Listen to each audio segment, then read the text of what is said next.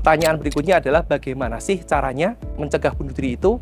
Seringkali kita itu mungkin takut ya, kita takut merasa tidak kompeten, sehingga ketika ada orang melakukan tanda-tanda seperti itu, kita nggak melakukan apa-apa, karena kita merasa saya nggak bisa saya aja penuh dengan masalah kok, saya punya banyak masalah, tapi bagaimana mungkin saya membantu orang lain untuk mencegah mereka bunuh diri dengan menyelesaikan masalahnya.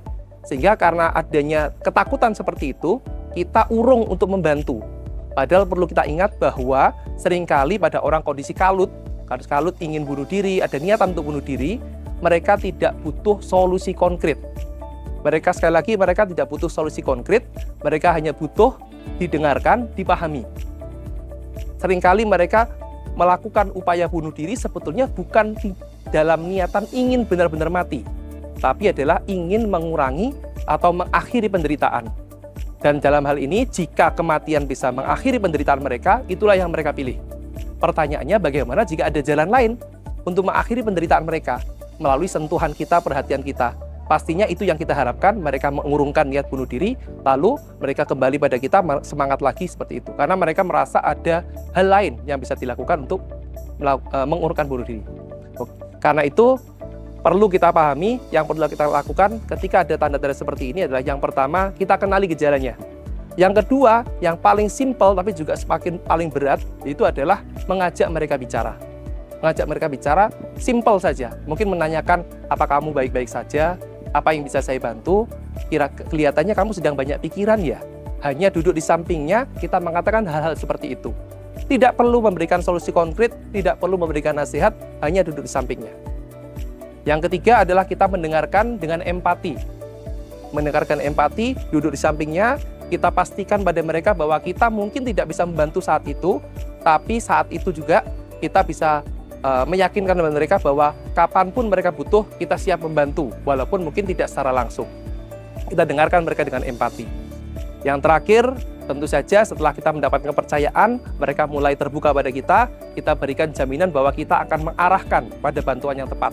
Ketika itu membutuhkan bantuan profesional, itu yang kita lakukan. Kita arahkan pada corong-corong bantuan yang tepat. Itulah beberapa cara yang bisa kita lakukan untuk mencegah bunuh diri. Simple, tapi bisa sangat efektif. Terakhir, saya tutup dengan sebuah cerita.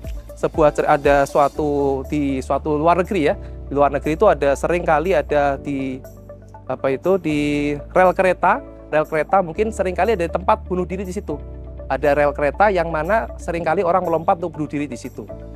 Situ suatu hari ada seorang mulai dari corong suara itu mengatakan pada perhatian pada semuanya calon penumpang kereta, ini saya akan menceritakan sebuah kisah tentang upaya pencegahan bunuh diri. Saat itu ada seorang yang sangat ingin bunuh diri, dia merasa putus asa dengan kegiatannya, putus asa dengan kehidupannya, lalu dia duduk dengan keinginan untuk melompat ketika ada kereta lewat. Lalu orang tersebut di tengah kekalutannya ada seorang datang. Seorang datang hanya mengatakan, kamu baik-baik saja. Hanya mengatakan seperti itu. Ternyata kata-kata itu mengubah pendirian orang itu, dan orang itu akhirnya mau terbuka dan mengatakan bahwa saya ingin bunuh diri, tapi atas pertanyaan tersebut saya mengurungkan niatan bunuh diri dan mau mengakses bantuan. Ternyata suara dari seorang mengatakan, dan orang itu adalah saya adalah survivor karena saya merasa ada orang yang masih perhatian dengan saya. Oke, jadi kita bisa menyimpulkan bahwa simple act seperti itu bisa menyelamatkan nyawa manusia. Demikian mungkin yang bisa saya sampaikan, semoga bermanfaat untuk Sobat BDH. Mohon maaf jika ada kekurangan. Assalamualaikum warahmatullahi wabarakatuh.